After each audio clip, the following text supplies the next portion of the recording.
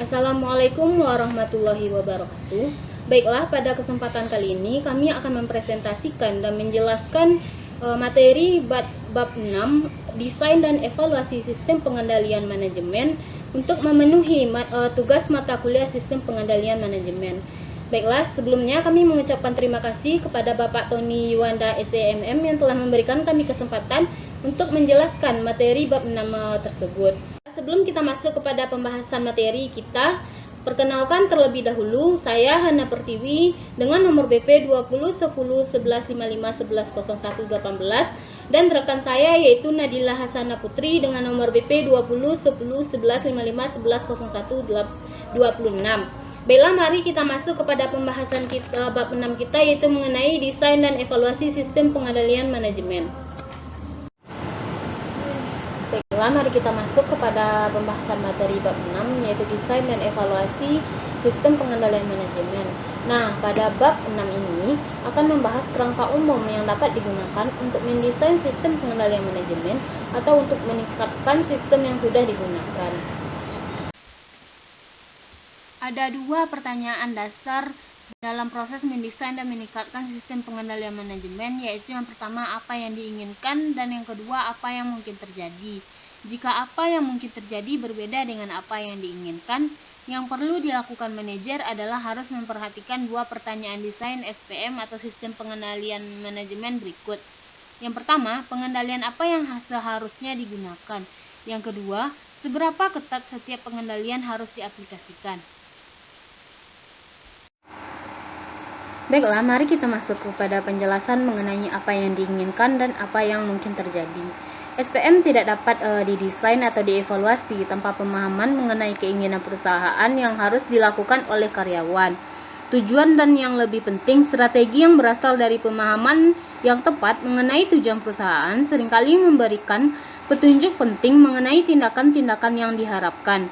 Pemahaman yang lebih baik mengenai tujuan dan strategi menghasilkan seperangkat alternatif pengendalian yang lebih besar, memberikan kesempatan yang lebih baik untuk dapat mengaplikasikan setiap alternatif secara ketat dan memperkecil kesempatan timbulnya masalah perubahan perilaku.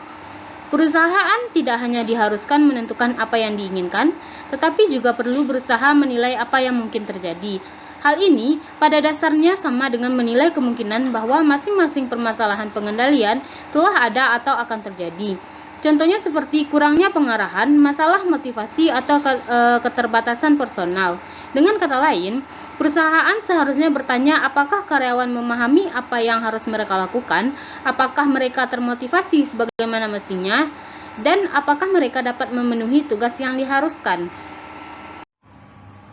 Pilihan pengendalian SPM. Jenis pengendalian manajemen yang berbeda tidak sama efektifnya dalam menyelesaikan setiap permasalahan pengendalian manajemen. Seringkali pengendalian manajemen yang lebih spesifik dipilih dari alternatif yang memungkinkan yang akan memberikan manfaat yang bersih yang lebih besar. Misalnya yaitu manfaat berkurangnya biaya.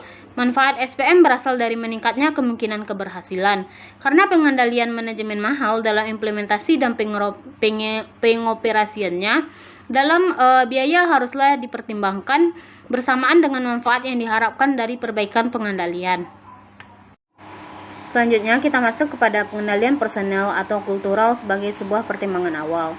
Dalam memutuskan antara berbagai alternatif pengendalian manajemen seharusnya memulainya dengan mempertimbangkan apakah pengendalian personel atau kultur akan memadai. Namun, pengendalian personel atau kultur hanya akan memenuhi syarat jika karyawan memahami apa yang diperlukan dalam peran utama mereka, mampu bekerja dengan baik, didukung oleh struktur dan sistem keorganisasian, dan termotivasi untuk bekerja dengan baik tanpa penguatan tambahan dari perusahaan. Sehingga manajer dapat menyimpulkan bahwa pengendalian personel atau kultur sendiri cukup reliable. Secara keseluruhan, jarang kali pengendalian personel atau kultur mencukupi. Oleh karena itu, pada umumnya perlu ditambahkan pengendalian tindakan, pengendalian hasil atau keduanya pada pengendalian personel atau kultur. Keunggulan dan kelemahan pengendalian tindakan. Nah, untuk keunggulan pengendalian tindakan yang paling signifikan itu ada dua, yaitu yang pertama, pengendalian tersebut merupakan bentuk pengendalian yang paling tepat. Yang kedua yaitu pengendalian tindakan cenderung membawa pada dokumentasi akumulasi pengetahuan mengenai apa yang paling baik. Selanjutnya kita masuk kepada kelemahan pengendalian tindakan yang signifikan, yaitu ada 5. Yang pertama, adanya pembatasan kemungkinan yang sangat tegas. Yang kedua, sebagian besar pengendalian tindakan juga seringkali mematahkan kreativitas. Yang ketiga, akuntabilitas tindakan khususnya dapat menyebabkan kecerobohan. Yang keempat, pengendalian tindakan seringkali menimbulkan pengaruh negatif. Dan yang terakhir yaitu beberapa pengendalian tindakan khususnya yang memerlukan kajian pratindakan biayanya mahal. Selanjutnya itu kita masuk kepada keunggulan dan kelemahan pengendalian hasil. Untuk keunggulan pengendalian hasil itu ada 3, yaitu yang pertama feasibility, yang kedua perilaku karyawan dapat dipengaruhi bahkan ketika karyawan memperoleh otonomi signifikan, dan yang ketiga yaitu dibandingkan dengan beberapa bentuk pengendalian tindakan, biayanya relatif murah. Untuk kelemahan pengendalian hasil itu sendiri itu ada 4, yaitu yang pertama, hasil pengukuran biasanya memberikan indikasi yang kurang sempurna atau apakah tindakan yang diambil sudah tepat. Yang kedua, pengendalian hasil membebankan risiko pada karyawan. Yang ketiga yaitu biasanya tidak mungkin mengoptimalkan sejumlah target kinerja sebagai bagian dari sistem pengendalian hasil seperti target anggaran. Dan yang terakhir yaitu yang keempat, tidak semua karyawan suka diperintahkan untuk memberikan hasil yang mereka anggap sesuai. Pemilihan ketatnya pengendalian tergantung jawaban dari 3 pertanyaan berikut. Yang pertama, apakah manfaat potensial dari pengendalian ketat? Dan berapa biayanya? Dan juga mungkinkah adanya efek samping yang merugikan? Yang pertama, apakah manfaat potensial dari pengendalian ketat? Jawabannya itu faktor penting keberhasilan sangat beragam pada seluruh perusahaan.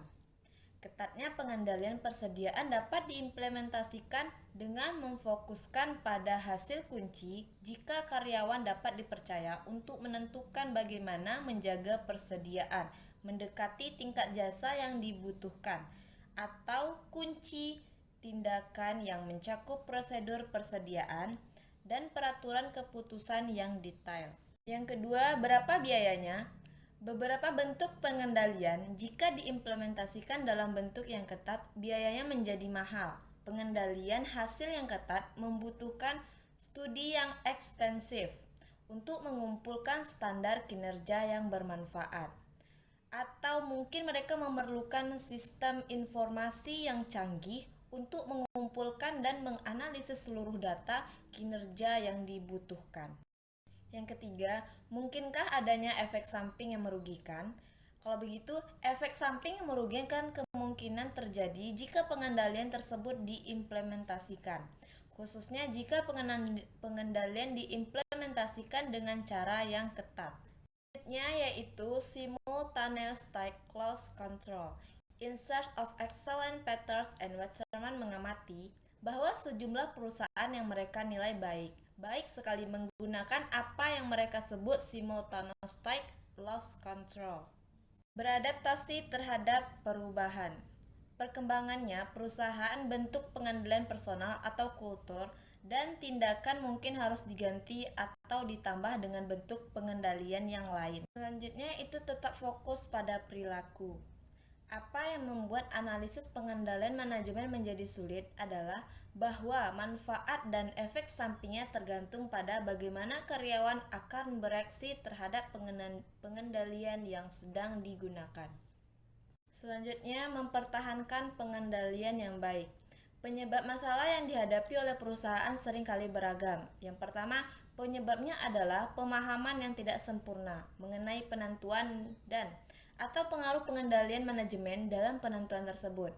Yang kedua, penyebab lain adalah kecenderungan manajemen untuk mengendalikan implementasi pengendalian manajemen kepada kecenderungan bisnis lain yang seringkali lebih menekan. Baiklah, itulah presentasi dari kelompok kami. Semoga apa yang kami sampaikan dapat bermanfaat dan mohon maaf jika terdapat kesalahan dalam penyampaian. Terima kasih. Assalamualaikum warahmatullahi wabarakatuh.